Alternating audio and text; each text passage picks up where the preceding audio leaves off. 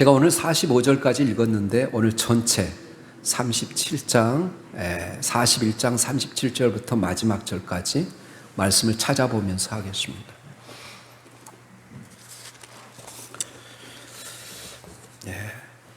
여러분, 미국 보스턴 미술관에 그 소장된 모든 작품 중에서 최고로 꼽는 작품은 폴 고갱이 마지막에 만든 작품입니다.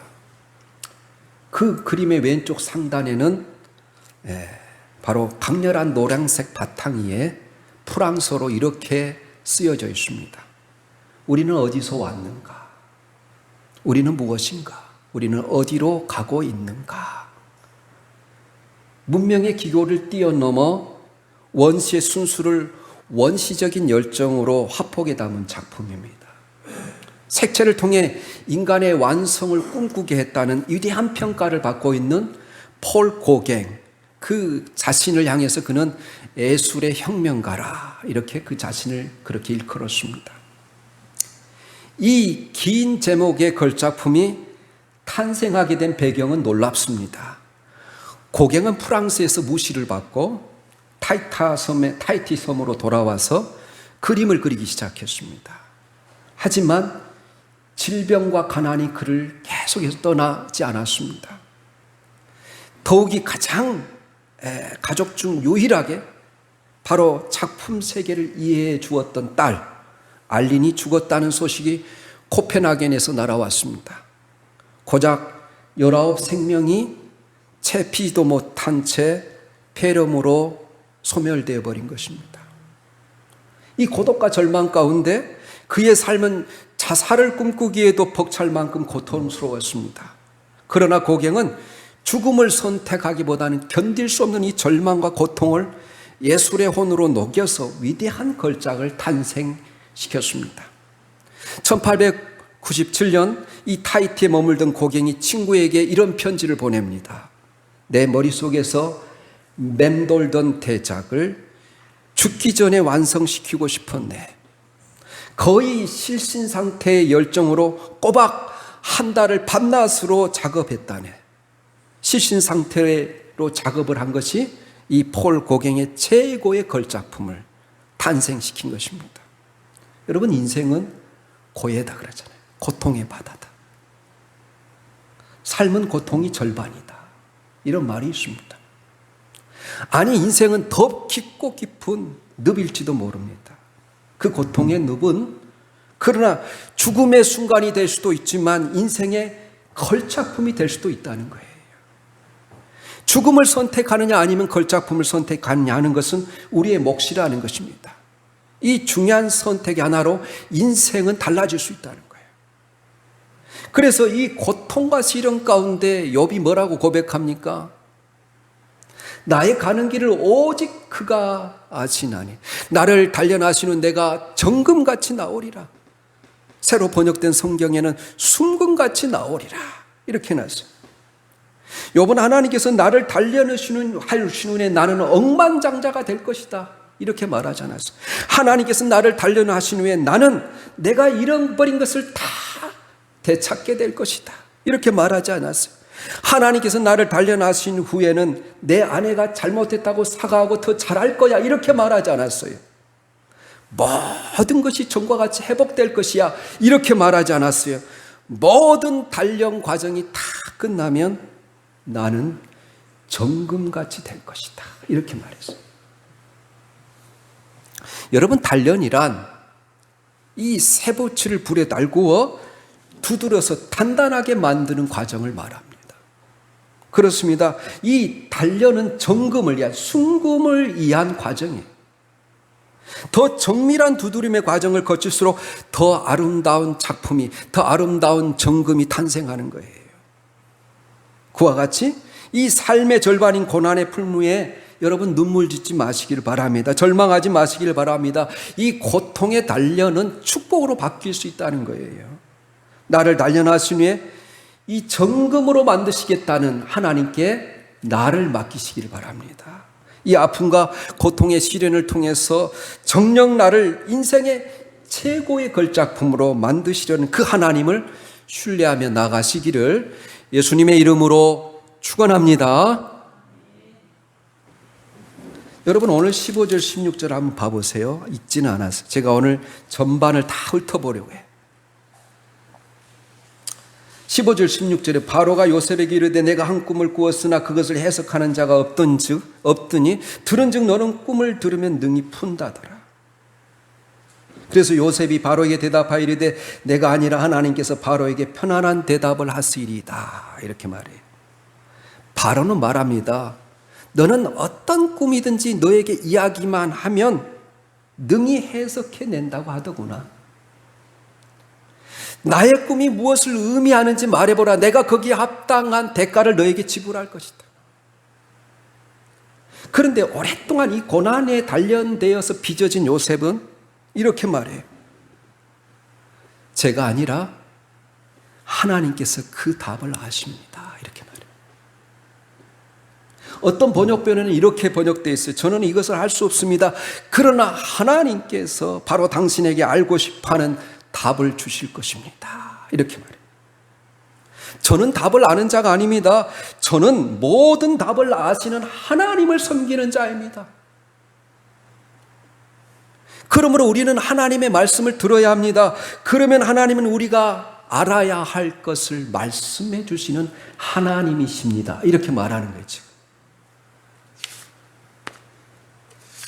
사실 요셉은 바로 왕이시여 전하의 애언자들이 저 하늘의 별들을 뚫어지게 보고 있지만 여러분 이집트는 점성술이 가장 발달된 나라예요. 전 세계를 다스린 나라예요. 그 별들의 모양을 보고 여러분 점을 치고 애언을 하는 이 점술가들이 얼마나 많았겠어요. 그렇게 하늘을 뚫어지게 보고 있는 많은 신하들이 있지만 사실 그 별들 위에 높은 곳에 하나님이 계십니다. 이렇게 말하는 거예요. 그리고 그 하나님, 그분 한 분만이 꿈을 주시고 꿈을 해석할 수 있는 유일한 분이십니다. 저는 그것을 말씀드리기에 여기 서 있는 것입니다. 이렇게 말하고 있어요. 요셉은 바로에게 다음과 같이 오늘 성경에 말합니다. 하나님께서 바로에게 평안을 주실 것입니다. 굉장하지 않습니까? 바로 왕이시여 하나님께서 평안한 대답을 주실 것입니다. 이것이 하나님께서 비롯된 것이라면 하나님께서 틀림없이 이 일들이 그대로 이루어질 것입니다. 이렇게 말하는 거예요. 여러분 얼마나 겸손합니까? 여러분 요셉은 모든 순간 자신을 조금도 드러내지 않고 하나님만을 드러냅니다. 왜 요셉이 이토록 겸손하고 담대하게 여러분 감옥에서 지금 곧 나와서 왕 앞에 서는데도 그렇게 평안하게 대답할 수 있을까요? 수년 동안 그는 고통의 불바다에서 푸른불 가운데 연단되었기 때문이에요.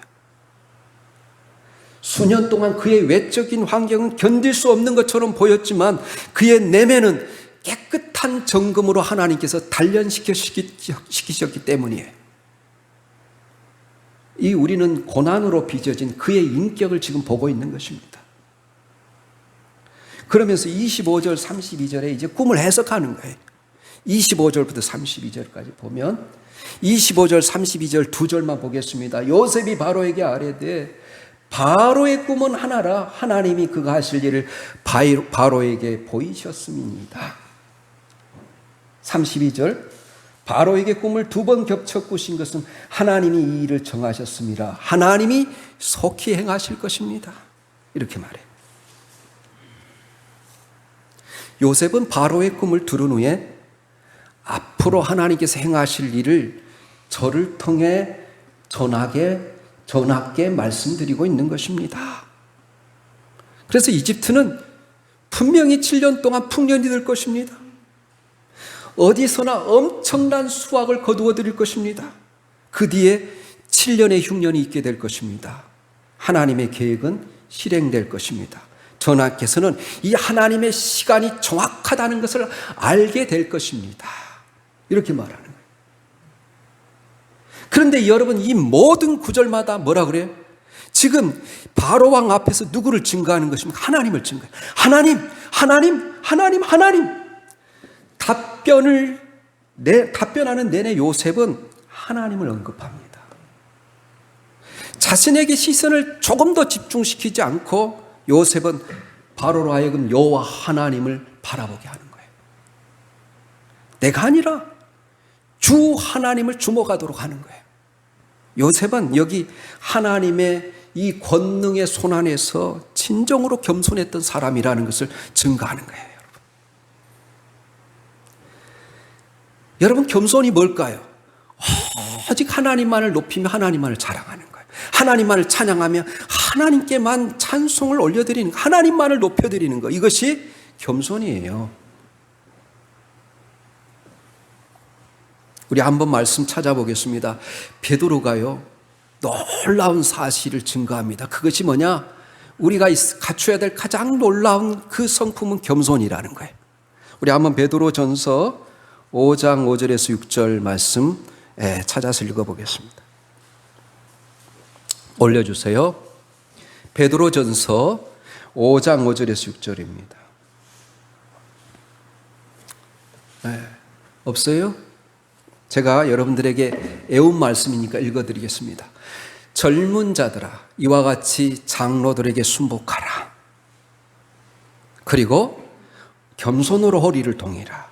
하나님이 교만한 자를 대적하시되 겸손한 자들에게 은혜를 주시느니라. 그러므로 하나님의 능하신 손 아래에서 겸손하라. 때가 되면 너희를 높이시리라. 그러는 거예요. 믿습니까? 그래서 이어서 요셉이 다음과 같이 말하는 것입니다. 이 7년간의 풍년을 책임지고 관리할 수 있는 사람이 필요합니다. 곡물 창고들을 많이 짓고 일정량의 양곡들을 맡아서 관장하고 관리할 사람이 필요합니다. 그래야 다가올 흉년도 전하와 전하의 백성들은 배급 양식에 의존하여 생존할 수 있습니다. 그러므로 전하께서는 훈련되고 통찰력이 있는 이 일을 감당할 수 있는 믿음직한 사람이 필요합니다. 유능한 경영인이 필요합니다. 이렇게 이야기하는 거예요. 그러나 요셉은 보세요. 결코 단 한 번도 제가 그 일을 하고 싶습니다, 제가 폐하의 꿈을 해석해드리지 않았습니까? 저는 그 자리를 차지할 자격이 있습니다, 말하지 않아요. 우리 오늘 본문 말씀 한번 39절 40절 다시 한번 읽어보겠습니다. 39절에서 40절이에요. 같이 읽습니다. 시작.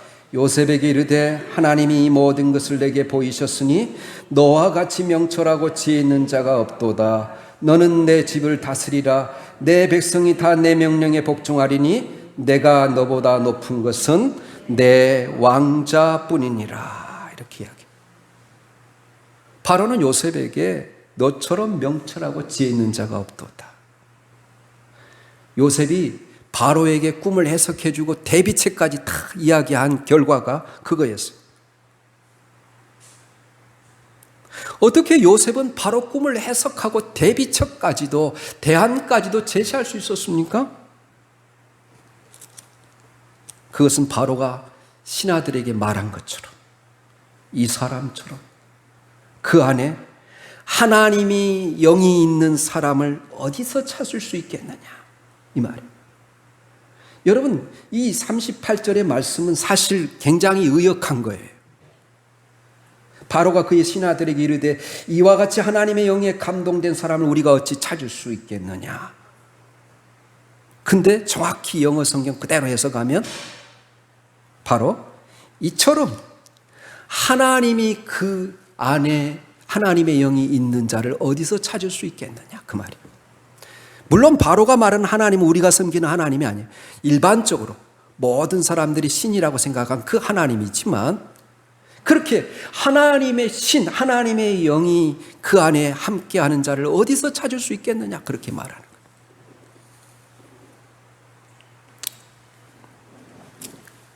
그러므로 내가 너에게 모든 권한을 이임하겠다. 내가 보고해야 하는 유일한 사람은 너보다 더 큰 권위를 가진 나밖에 없다. 그러나 내가 너보다 높은 것은 내 왕자뿐이니라. 이렇게 대답하는 거예요. 바로가 요셉에게서 무엇을 보았기에 이렇게 했을까요? 정금같이 단련된 인품을 보았기 때문이에요. 요셉은 그 압박감을 느끼는 상황 속에서도 이 상황을 정확히 파악하고 어떻게 행동해야 할지를 아는 사람이었어요. 요셉은 이 정금으로 단련된 이 고통의 과정을 통과했기 때문에 이런 분별력과 지혜를 가질 수 있었어요. 어디서 이런 지혜를 얻을 수 있겠습니까?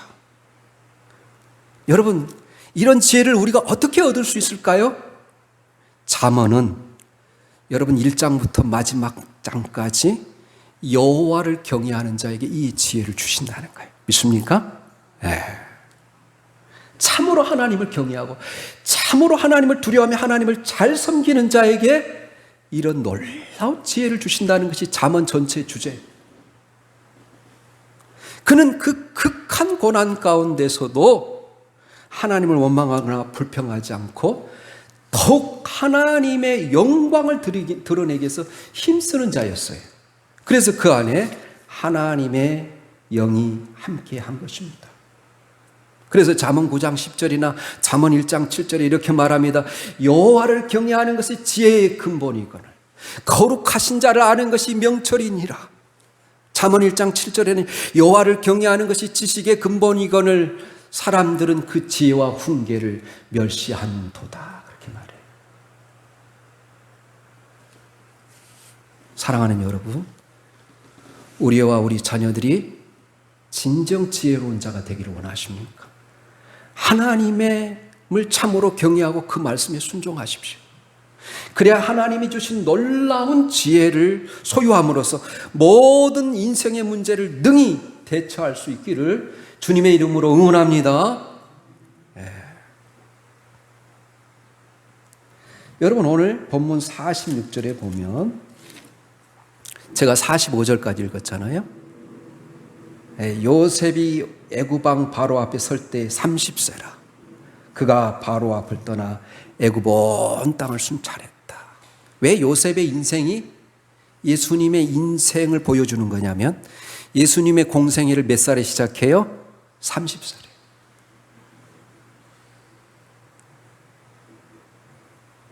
그러면서 41절부터 43절까지는 이제 요셉이 애굽의 총리로 인준되는 절차를 이야기해. 어떻게 인준되었는지 우리 41절을 보면 바로가 요셉에게 이르되 내가 너를 애굽 온 땅의 총리가 되게 하노라 하고 42절에 자기 인장 반지를 빼어 요셉의 손에 끼우고 그에게 세마포 옷을 입히고 금사슬을 목에 걸고 자기에게는 버금 수레에 그를 태우매 무리가 그 앞에서 소리 지르 엎드리라 하더라. 요셉을 총리로 임명하면서 왕의 권위를 상징하던 인장 반지. 그 여러분 반지에 이 바로의 이름이 새겨져 있어요. 바로 왕을 상징하는 그 도장이 있어요. 그 인장 반지를 지금 바로가 끼고 있는데 이 바로가 자기 손에서 바로 빼어서 요셉의 손에 끼워주는 거예요. 이 반지가 무엇을 의미하는지 여러분 아십니까? 이것은 왕이 재정을 지출하고 법률을 승인할 때 자신의 바로 사명으로 어떤 것을 확증하고 그리고 비준해 줄 때 도장을 찍음으로써 법적인 효력을 갖게 하는 거예요. 이제 요셉은 바로에게 직접 하사받은 이 그 반지를 그의 손에 가지고 있었어요. 이와 더불어 요셉에게 세마포로 만들어진 좋은 옷을 갈아입힙니다. 왕궁에서 입는 옷을 입히는 거예요. 그리고 그의 목에 금목걸이를 주는 거예요. 왕의 은총의 상징 금목걸이를 여러분 주는 것입니다. 그리고 요셉은 왕궁 마차를 타고 가는 거예요. 그리고 전국에 있는 모든 사람들이 그가 지나갈 때마다 그 앞에 엎드리라는 명령을 받게 됐습니다. 그래서 세계를 다스리는 이집트의 총리가 됐다는 거예요. 그 총리로 인준되었다는 거예요. 그러나 이 모든 것은 우리 눈에는 보이지 않지만 바로 하나님이 그에게 역사하신 결과라는 거예요. 요셉은 전능하신 하나님에 의해서 지목되었고 선택받았으며 준비되었으며 꿈을 꾸었으며 그 꿈을 이루었던 사람이에요. 바로 이것이 요셉이 어떻게 오늘 이렇게 높아졌는지를, 어떻게 왕의 인장 반지를 낄 수 있었는지를, 그리고 바로 요셉이 왕궁의 의복을 입고 금목걸이를 걸고 왕궁의 수레를 타게 된 이유를 이야기하는 거예요. 그 모든 사람이 그 앞에 무릎을 꿇는 이유를 이야기하는 거예요. 여러분 한번 역대상 29장 11절 12절 말씀 한번 또 찾아서 읽어보겠습니다. 역대상, 여러분 제가 여러분들 대신해서 읽어드리겠습니다. 역대상 29장 11절 12절이에요. 654페이지 구약성경 역대상 29장 11절 12절입니다. 제가 읽어드리겠습니다. 여호와여, 위대하심과 권능과 영광과 승리와 영이 다 주께 속하였사오니 천지에 있는 것이 다 주의 것이로소이다. 여호와여, 주권도 주께 속하였사오니 주는 높으사 만물의 머리심이니이다. 12절 같이 읽을까요? 12절 시작. 부와 기가 주께로 말미암고 또 주는 만물의 주제가 되사 손의 권세와 능력이 있사오니 모든 사람을 크게 하심과 강하게 하심이 주의 손에 있나이다. 다윗이요, 성전을 지을 모든 것들을 다 준비를 끝마치고 바로 솔로몬을 위해서 이렇게 기도하는 기도예요. 부요함과 존귀함이 다 주께로 말미암고 또 주는 모든 만물을 다스리는 주인이 되셔서 손의 권세와 능력이 있사오니 모든 사람을 크게 하심과 강하게 하심이 주의 손에 있나이다. 그렇게 말하는 거예요.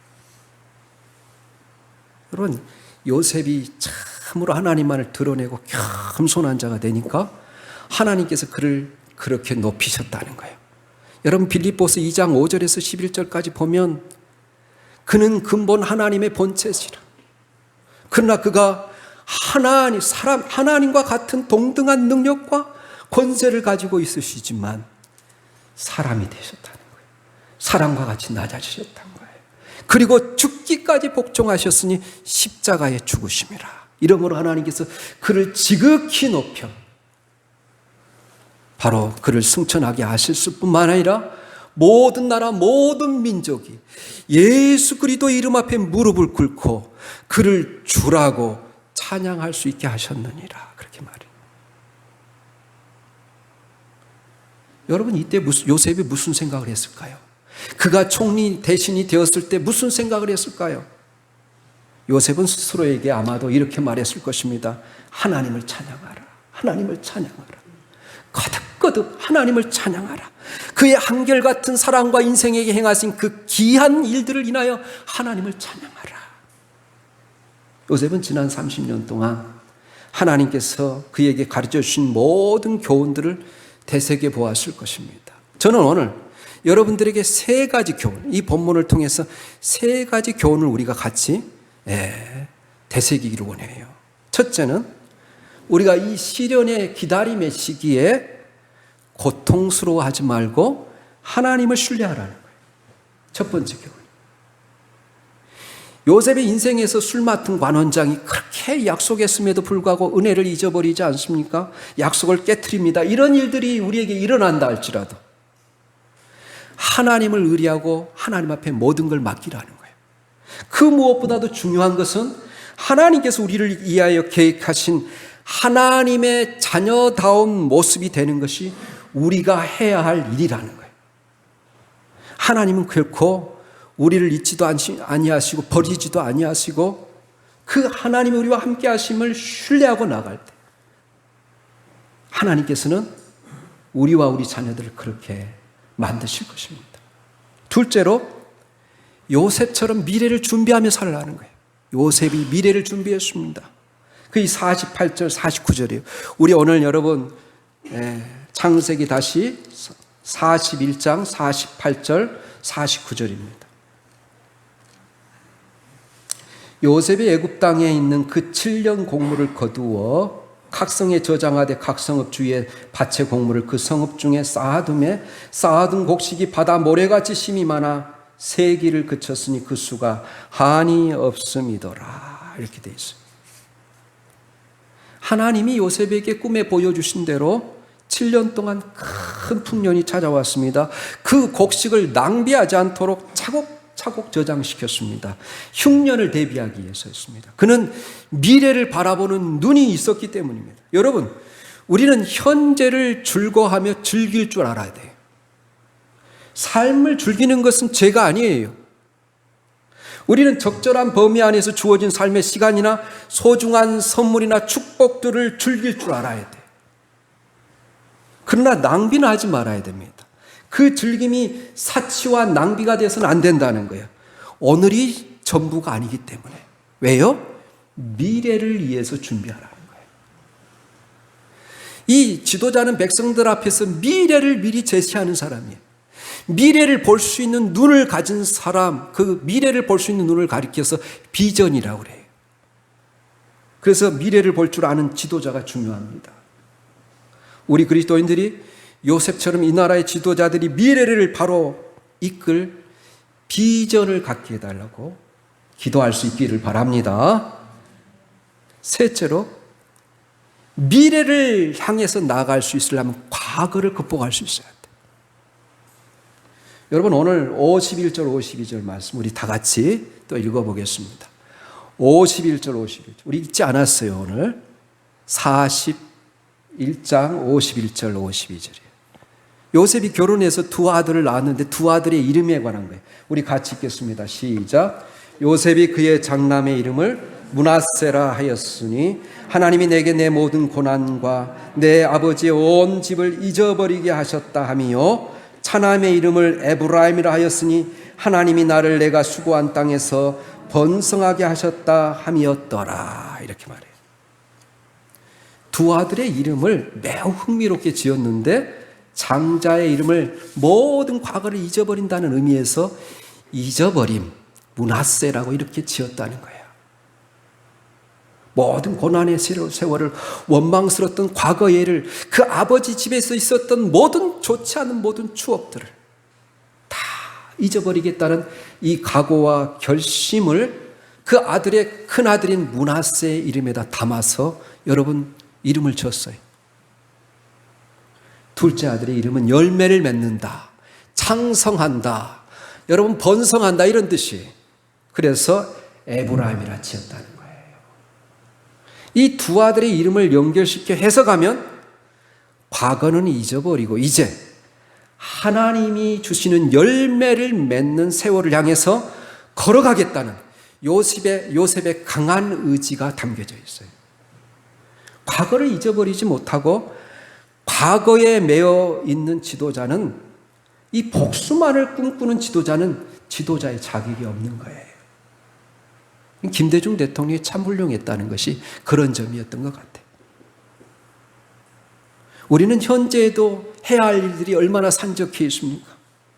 우리가 감당해야 할 일들이 얼마나 많습니까? 그러므로 과거에 매달리지 말고 미래를 향해서 나갔으면 좋겠습니다. 과거를 극복한 지도자만이 미래를 향해서 자기 백성을 바른 길로 인도할 수 있다는 거예요. 여러분, 이 나라의 지도자들이 과거를 극복하는 지도자가 될 수 있도록 기도하시기를 바랍니다. 그리고 마지막 56절이에요. 56절에 보면 온 지면에 기근이 있음에 요셉이 모든 창고를 열고 애굽 백성에게 팔세 애굽 땅에 기근이 심하였다. 이렇게 되어 있습니다. 여러분, 애굽은 이 이스라엘 팔레스타인 땅이 기근이 들 때마다 애굽에 가서 양식을 구하는 거예요. 왜냐하면 나일강에 풍부함이 있기 때문에. 그래서 여러분, 수를 헤아릴 수 없는 그 수많은 곡식들을 저장해 두었어요. 그런데 이만큼 저장해 두었으면 이 어려운 시절에 어떻게 하는 것이 옳습니까? 어떻게 하는 것이 좋을까요? 그냥 주는 것이 좋을 것 같습니다. 그런데 양식을 팔았다고 했어요. 왜 자기 백성들에게 그냥 주시지 않고 팔았을까요? 요셉은 미래를 볼 수 있었기 때문에, 요셉은 이 다가올 흉년의 기간이 짧지 않고 7년이라는 긴 기간이었다는 것을 알았기 때문에, 이럴 때 그 양식을 그냥 줘버리면 사람들이 쉽게 낭비해 버릴 것을 알았기 때문에 앞으로 다가올 흉년을 철저하게 대비했던 거예요. 여러분, 전 세계적으로 선진국은 사회복지가 매우 발달되어 있어요. 그런데 이 사회복지가 부딪히는 딜레마가 어디에 있는지 아세요? 사회복지 예산이 높을수록 게으른 백성들이 많아진다는 거예요. 더 이상 일을 안 하려고 합니다. 그렇게 되면 점점 더 국고는 비어있게 됩니다. 그래서 요셉은 그냥 양식을 나눠줄 수 있음에도 불구하고 여러분, 적절한 가격에 팔았던 거예요. 여러분, 얼마나 현명한 지도자입니까? 그 백성 모두가 이 어려운 시절을 살아남을 수 있도록, 그리고 미래를 향해 나갈 수 있도록 나라를 경영했던 이 지도자, 어쩌면 요셉이 우리나라에도 필요한지 몰라요. 요셉이 이러한 역사를 이끌 수 있었던 중요한 이유 중에 하나는 그가 똑똑한 지도자였기 때문이 아니라, 무엇 때문이라고요? 요셉은 하나님과 바른 관계 속에서 하나님의 인도함을 받았기 때문에. 그래서 바로가 요셉의 자질을 발견한 다음에 뭐라고 말합니까? 38절에 하나님의 신에 감동된 사람이라. 바로는 하나님을 안 믿는 사람이에요, 여러분. 당시 애굽의 최고 통치자는 바로를 신이라고 했어요. 애굽은 바로가 신이에요. 그런데 그가 요셉을 통해서 정말 살아계신 하나님을 보게 된 거예요. 여러분, 가족이나 이웃들이 와서 여러분들에게 이렇게 말한 적이 있습니까? 엄마, 내가 엄마를 보니까 엄마는 하나님의 영이 함께하는 사람 같아요. 요셉은 여러분, 인간적으로 단순히 최선을 다한 지도자가 아니라 하나님의 신에, 하나님의 성령에 충만한 사람이었어요. 우리도 요셉처럼 하나님만을 신뢰하고 하나님의 자녀다운 모습으로 변화되기를 원합니다. 요셉처럼 이 과거의 아픔을 극복하고 더 나은 미래를 향해서 나가기를 원합니다. 그리고 이 땅의 지도자들이 하나님 앞에 무릎 꿇고 성령의 감동을 받는 사람들이 될 수 있도록 여러분들이 기도할 수 있기를 예수님의 이름으로 축원합니다. 아멘.